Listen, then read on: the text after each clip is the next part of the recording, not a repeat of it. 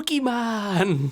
Hello everyone, something quite different from my usual things. Normally you see me streaming on Twitch, being my drunken self, doing stupid things that you would think, why the hell would you do this?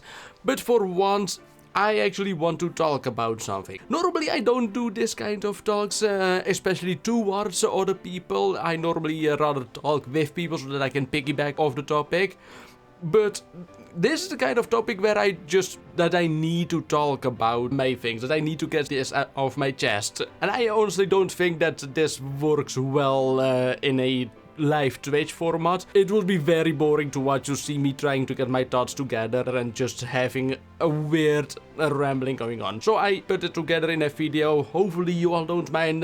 Please forgive me if you do. I just feel like that this is a better format. So without further ado, Pokemans. Pokemon has been this huge part of my life since like the very dawn of Pokemon, and it's been such a part of myself, and it actually has been rekindling my flame in the past months. It's doing something with me, and it makes me think back about how Pokemon has been an influence on my life, how much of a part of my life it has been. Which started all the way back in 1999 when Pokemon came to the Western countries in the form of anime first, like with the exception of Japan. Most of the world actually started with the anime, even though it was based off the games. And Europe was no different, though we got it very late. It already was very popular when it came in Japan and even more in the Western countries, but Europe got it late. It got it like a year after America, even a year after Australia, so go figure. That sucked really a lot back then. But regardless, when I saw the Pokemon on TV, it was like, this is amazing. Child me loved this. It wanted to follow the adventures of DS Ketchum, who would not just catch and fight with Pokemon as life, but actually befriend them and go on adventures, discover the mysteries of the Pokemon world, and become the very best like no one ever was. For Child me, it was amazing. I loved it, and I really quickly got into it. It was just the best thing ever, and for everyone else, it was very super popular for a reason. Everyone and their damn mothers and parents loved it. And it was no different for me and my siblings. It really got up to the point where I did not want to miss any episode. And when I mean any episode, I mean literally no episode was left behind. I made sure that I knew the schedule when every Pokemon was being aired, and if I could not watch it, I would beg my parents to grab their VHS tapes. Yes, VHS tapes. To put those in the recorders and record the episode. We went far. I really pushed to miss nothing of Pokemon. That was only the anime though, and that was only for the first 3 or 4 seasons, I believe. It was when Ash got into Johto. I still love Johto, as a great region, but in terms of the anime, I actually really quickly lost my interest. I still enjoyed it as a child, but it just didn't keep my interest. And just somewhere in Johto, I believe Master Quest or something like that, my interest was gone. It was just gone. I did not want to follow the anime more. Probably to the relief of my parents, considering how addicted I was to it. But that is just the anime though. That does not mean I was done with Pokemon though. I was not done with Pokemon at all. Despite the loss of interest in the anime, I still loved Pokemon and I wanted more with it. I wanted everything with it. I wanted the plushies of it. I still very vividly remember Big Fat Pikachu plushie. Yes, hacking Pikachu, who would have thought? I had a big Pikachu plushie and I had an accident with it. It got hooked behind the radio. There was rip off with the air. Fillings came out. It was, oh no, not Pikachu. And of course my mother, being very resourceful, she grabbed a sewing kit, sewed the ear back on it. I still remember that clearly. There was also the trading card games. I didn't play it seriously at the time, but I still really liked it for having cards it could play. We made up silly rules with my siblings and we just had tons of fun with it. There was also the board game. No board game. Damn it. I very vividly remember a Pokemon World game where you would catch a Pokemon, and those Pokemon you could pit against the gym leaders, and when you defeat the gym leaders, you could go to the Elite Four and fight them and become the Pokemon Master. It was a really good board game. I cannot find it, sadly. I think my mother still has it. I would have to ask her, because now I actually want to check that out. That board game was actually pretty in-depth and fun. But regardless, I had a lot of Pokemon merch, as you can tell. I was really into it when I was a child. And then the Pokemon games along later that year. The Pokemon Reds, which I actually got together with a Game Boy Color as a birthday present from my parents. It was one of my very first video games that I've ever played. Actually, I played it and I played the fuck out of it. It was so awesome. That was even better than any other merch or the Pokemon anime that I ever had. I played it a million times through and through, trying to beat the gym leaders and Elite Four in different ways. I dug up every damn secret and tried to find as many Pokemon as possible. I planned with my siblings who had blue and yellow to get as many Pokemon as possible. And it was actually really fun talking about it with other people as well, because way back then, going to the internet was a privilege, a slow privilege, but still a privilege that very few people had. So everything that you heard about Pokemon was a rumor. Anyone remember the Mew under the truck at the SSN? That was one of the biggest rumors back then, which has been debunked for a long time by now. But way back then, again, we didn't know better. So, trying to figure out how does the truck work? Can we move it? Is Mew really under there? That was such a huge rumor and myth hunting. It was fun, it was amazing. Even though they were fake, we had a lot of fun with it.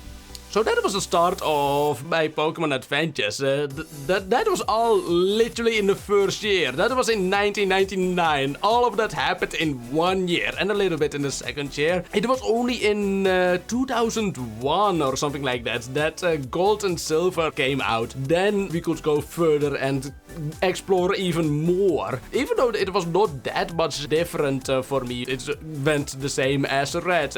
I played it through and through. I had a lot of fun with it with my siblings, and so the experience was not much different with Gold, but it really still expanded everything with there's a new region, and we could go back to Kanto with it. More secrets to be found, more myths came up. Gold and Silver were so good, we were already hoping for what will the third region be, and will all three regions be in one game again, making the world even bigger. We were excited for it. Everyone was excited for it. But even then, by the time that Ruby came out, I already was so invested in Pokemon. The games were amazing. So I started working part-time. I also got pocket money from my parents, which I just saved hard. I was like, I'm not going to spend it on anything. Screw candy. No more candy. No more silly frivolous things.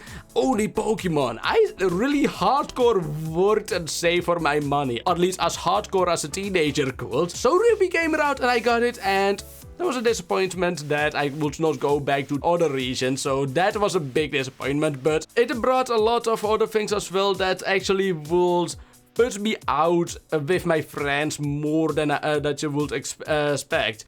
Especially with the secret bases. The secret bases were one of, the best thing of the Ruby Sapphire games. I loved the secret base. The way it worked was you connected it with... You connected your third generation game with the one of someone else, and you shared the secret bases that you both have made with each other. Pretty simple.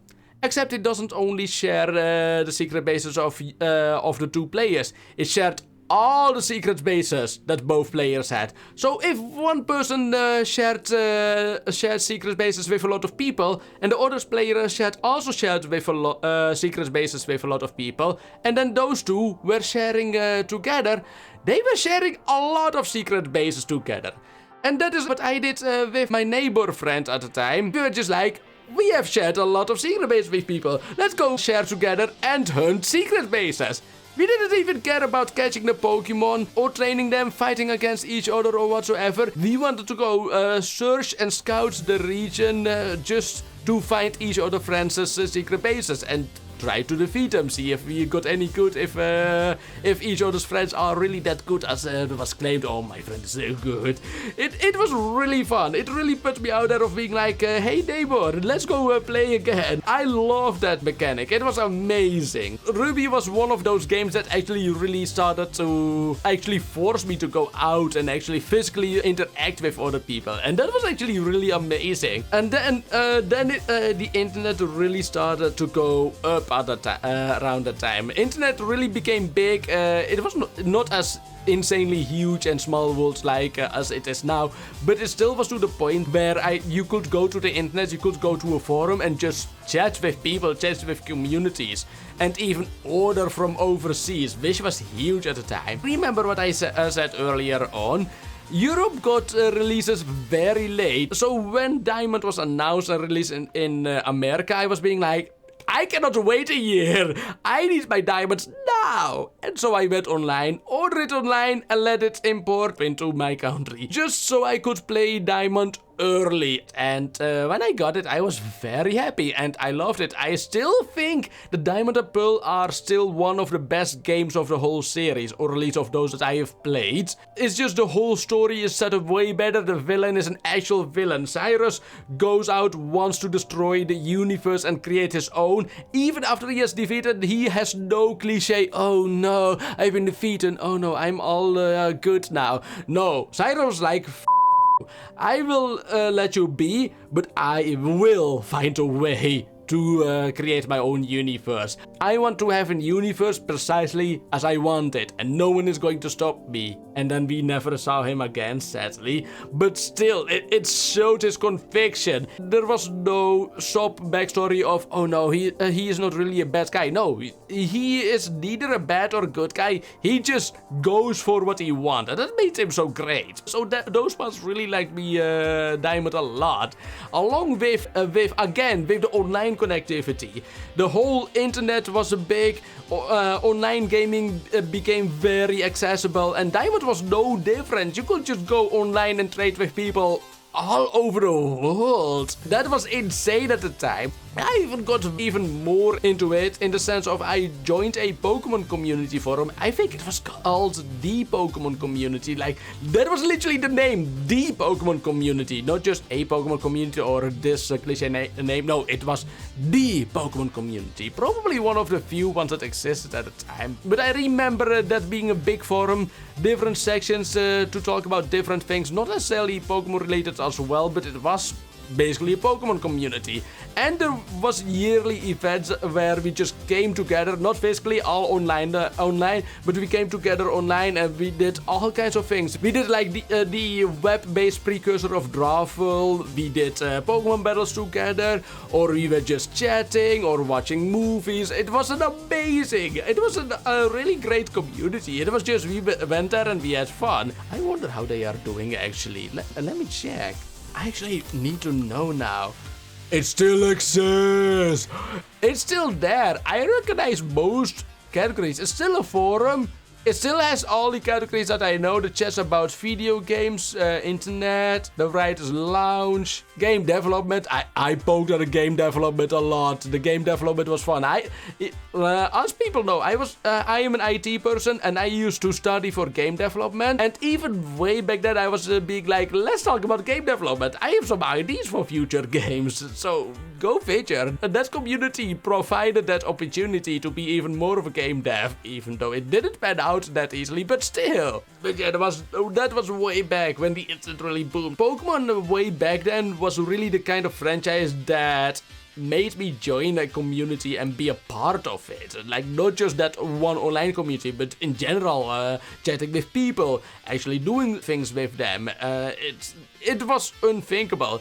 It was pretty big for someone like me because you may not tell it, but I'm not really that much of an outgoing or social person, which sounds insane for someone who is right now rambling or is doing Twitch streams, going to conventions, but they were all done through small steps of getting the confidence and courage to do those things. You just have to imagine I had a lot of social problems at the time in terms of being able to do something or the capabilities, and just being being a part of those communities really sets me out and really made me be social, be a part of a community, and that felt good. It was great. It was amazing. I loved it. And then after that, it went even more insane.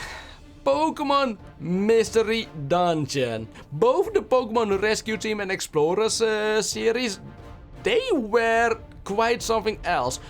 The story was just so insanely intense. It was so good. It tugged your heart, it broke it into pieces and melded it together. It was unbelievable. For at the time, Pokemon Mystery Dungeon was one of the best story games you could ever get or easily find. It was insanely good. It was amazing. I loved it. And again, the community got even more involved with the Mystery Dungeon games. Basically, if you died in a dungeon, it was not the end. You would not have to go back and start over. No, you could just be like, hey, someone from the community, come save me. And they would have to go through the dungeon to the point where you died, save you, and then you could continue. You could literally continue the dungeon. And that's what made it amazing, especially for the super hard and long dungeons. People came together, saving each other, making sure and pushing them that they could reach the end of the dungeon and finish the most difficult challenges. That was insane. That was unheard of at the time. So seeing that happen and being part of it, that you went out helping people to make sure that they can keep enjoying the game. Mystery Dungeon was quite something.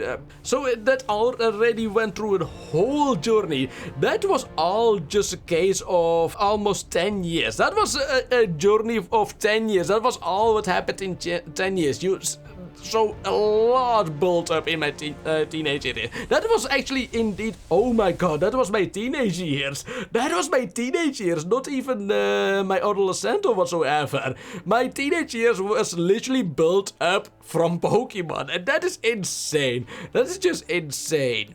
All the way from the very late 90s until the late zeros. But sadly, that was also where it kind of almost ended. That was where it kind of ended, because right after the Mystery Dungeon games and Diamond, then we got the next main series, which were White and the Heart Gold remakes and such. And the simple explanation is that I basically got burned out of it, because you have to imagine, I had spent 10 years almost non-stop playing the Pokemon games and probably doing more. Actually, I can show you that, how bad it went. So if you look at this, you can see how many games I have played, how invested I was into the Pokemon games. It was like Pokemon Red in 99, and then we had a few in between with Pokemon Snap, Gold and such, and then you had Ruby in 2003. And then the Pinball also in 2003, Fire Red 2004, Pokemon Dash in 2005, then you had the Mystery Dungeons in 2006, I believe. But then you also had a Diamond in 2007, the Explorer of Darkness in 2008, and the Platinum 2009, and then the Explorer of Skies also in 9, and then you had Heart Gold and White in 2010. So practically every year I was playing at least one game, at least one Pokemon game, probably two. So I was getting overloaded on Pokemon. I was playing a lot of Pokemon. Looking back at it now, I'm actually not surprised that I actually got a burnout. It really got to the point where it was like that I've played so much Pokemon that I just couldn't get any more. I was just feeding my mind with so much Pokemon. I just couldn't. The burnout was real. But I didn't want it to end. That was the bad part of it. I still really liked Pokemon, but I just couldn't. Over the years, I was still trying to at least play and enjoy some Pokemon. I tried Y, I tried Pokemon Sun. I even got the 2 Pokemon Mystery Dungeon games that came after that, but again, I never played them at the time because I just couldn't. I was so burnt out on the games. It was a hard stop for me. So after 2010, even though I did poke at the games here and there, it was just no. It was over for me. It was game over. It was no more Pokemon. I have played a shit ton of Pokemon. I just could not play more. I did not want to, I could not.